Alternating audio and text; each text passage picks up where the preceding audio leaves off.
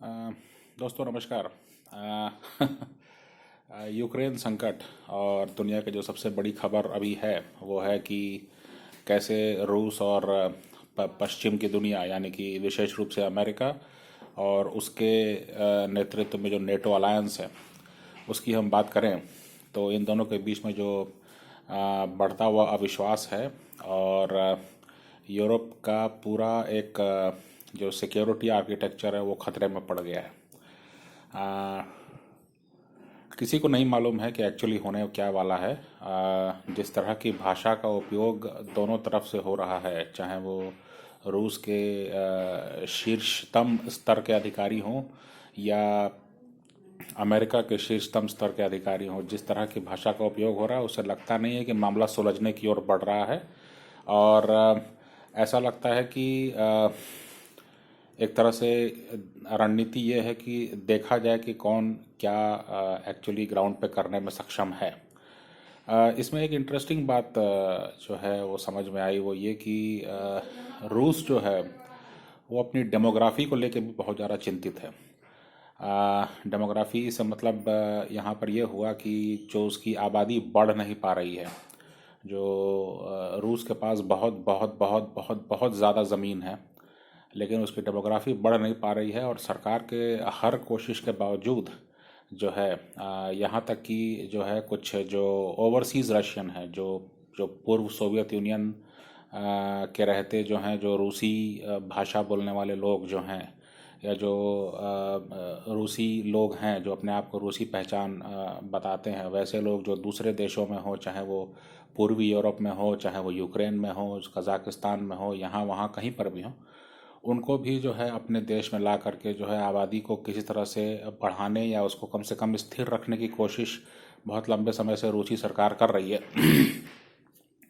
लेकिन उसमें भी सफलता विशेष रूप से इसलिए नहीं मिली क्योंकि जो है 2014 के बाद जो क्राइमिया वाला जो मामला हुआ, जो कि यूक्रेन से क्राइमिया को जो है रूस ने अपने कब्जे में ले लिया और बताया कि अब वो रशियन टेरिटरी है। इसके अलावा जो पूर्वी यूक्रेन में जो मामला चल रहा है अलगाववाद वगैरह, जिसके बारे में जो है पश्चिमी दुनिया में ये कहा जाता है कि वो रूस ही वहाँ पर जो है जो है इस अलगाववाद को भड़का रहा है और वहाँ पर जो रूसी बोलने वाले लोग हैं वो हथियारबंद हो गए हैं और वो किसी तरह की ऑटोनॉमी चाहते हैं यूक्रेन के भीतर रहते हुए। तो मेरा कहने का मतलब ये था कि डेमोग्राफी यानी जो आबादी की जो बढ़ने की रफ्तार है वो जो है खासतौर से चिंता है वर्तमान रूसी शासन के लिए भी। और ये भी एक ऐसा कारण है जो कि आ, उतना ज़्यादा स्पॉटलाइट में नहीं आया है, लेकिन ये भी एक बहुत बड़ा कारण है कि जिसके चलते जो है अभी का संकट जो है वो दिखाई पड़ता है। इसको इस तरह से समझा जाए कि जिस तरह से जो है नेटो ने एक्सपेंशन किया है और फॉर्मर कम्युनिस्ट कंट्रीज़ और ऐसे देश जो कि हमेशा से जो हैं सोवियत संघ के या रशियन एम्पायर के अधीन रहे हैं, वहाँ पर जिस तरह से जो है नेटो का एक्सपेंशन हुआ है और जिस तरह से जो है वो चीज़ आगे बढ़ करके अब यूक्रेन तक आ गई है, उससे जो है बिल्कुल ये घबराहट है रूसी सरकार में भी कि अगर अगर इसी तरह से उसकी उनकी आबादी घटती रही, माने जो रशिया है उसकी आबादी घटती रही और जो है नेटो फोर्सेस जो हैं वो नज़दीक आते रहे रशियन बॉर्डर के, और तो ये बहुत ज़्यादा संकट की बात होगी कि अगर कभी कोई ऐसा मिलिट्री एडवेंचरिज्म होता है तो क्या उस समय जो है वो रूस इस स्थिति में होगा कि वो रेस्पॉन्ड कर सके। तो ये एक दूरगामी सोच है और इसको समझना चाहिए कि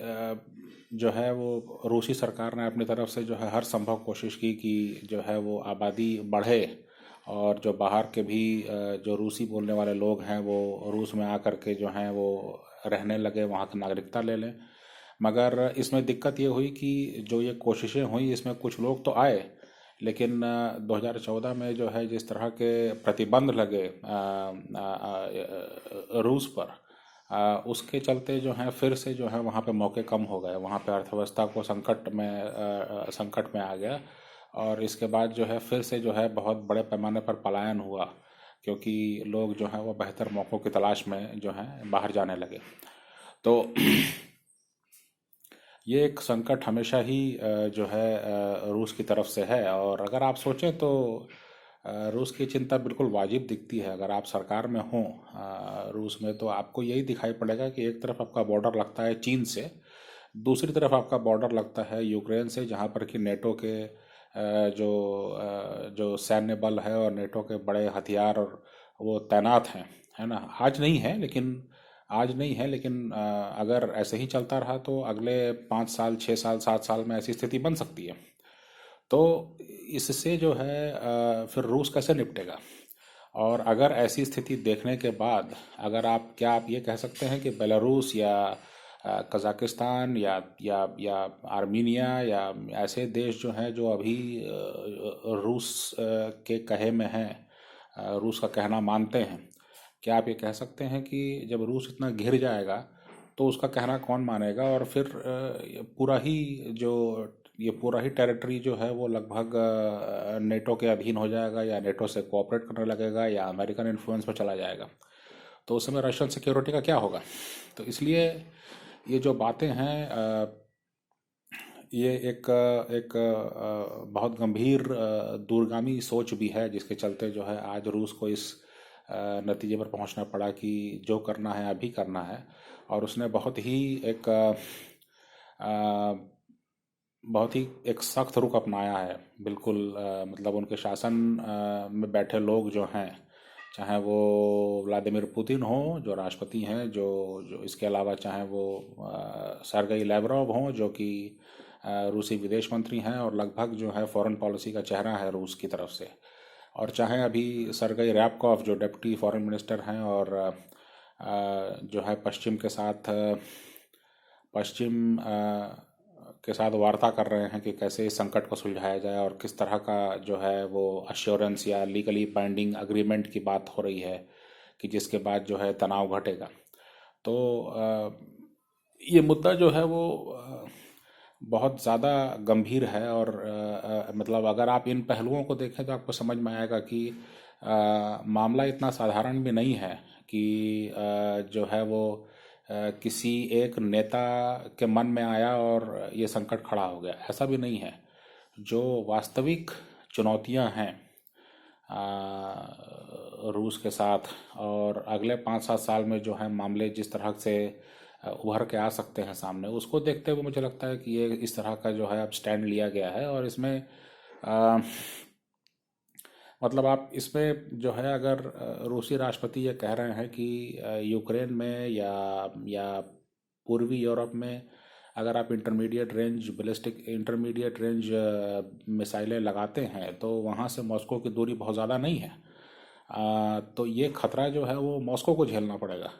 और उनका ये कहना बिल्कुल ठीक है कि हमने जो है अमेरिका के बॉर्डर पर जाके मिसाइलें नहीं लगाई हैं, तो उनका भी हमारे बॉर्डर पर आके मिसाइलें लगाना जो है वो गलत है और अस्वीकार्य है।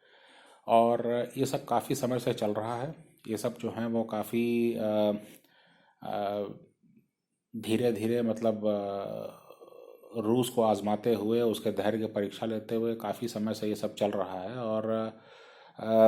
एक एक्सपेंशनिस्ट पावर की तरह बिहेव करता है अमेरिका, इसमें तो कोई शक नहीं है। तो ये जो मामला है, ये इसीलिए आज ये संकट इतना गहरा गया है। दूसरी बात यह है कि जो भी इस तरह के पूर्वी यूरोप के देश हैं जो अभी तक समझते थे कि अब नेटो उनसे उनसे क्रॉस करके आगे जाएगा और वो जो हैं ऑटोमेटिकली जो हैं ज़्यादा सुरक्षित हो जाएंगे, अब उनके मन में चिंता है कि अगर यहाँ से हथियार हटते हैं नेटो के, या नेटो अपना प्रेजेंस यहाँ पर सिंबॉलिक रखता है जैसा कि रूस डिमांड कर रहा है, तो उनकी सुरक्षा का क्या होगा। और फिर अगर जो है रूस की तरफ से या बेलारूस की तरफ से या जो भी मतलब जो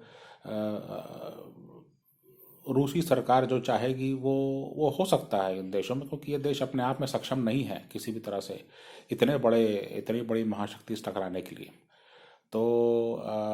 इनके अंदर भी भारी घबराहट है, और ये किसी न किसी रूप में तो ये तय है कि अगर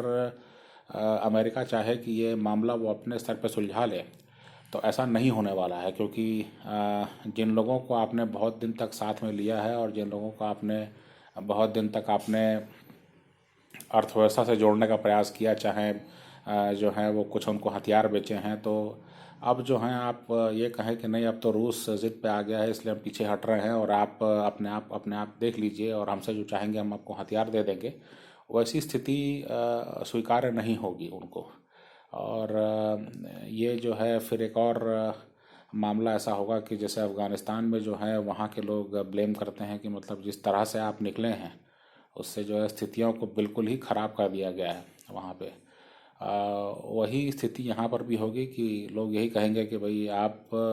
बिल्कुल भी डिपेंडेबल नहीं हैं, और दबाव पड़ने पर जो है कहीं ना कहीं अपना सुरक्षा देख करके आप चलते हैं,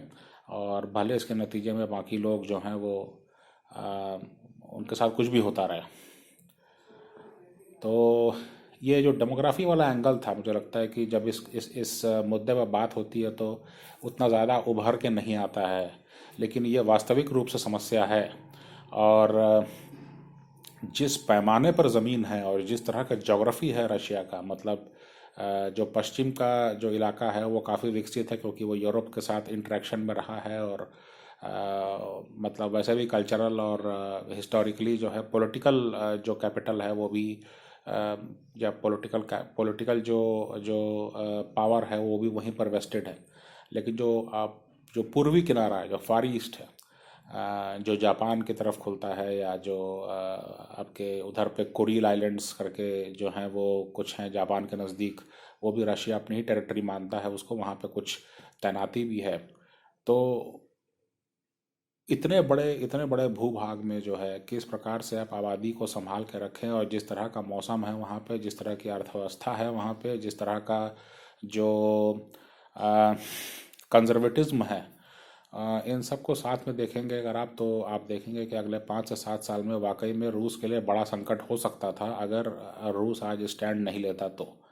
तो मुझे लगता है कि यही कारण है कि एक एक बहुत ही सख्त रवैया जो है अब रूस ने अपना रखा है। और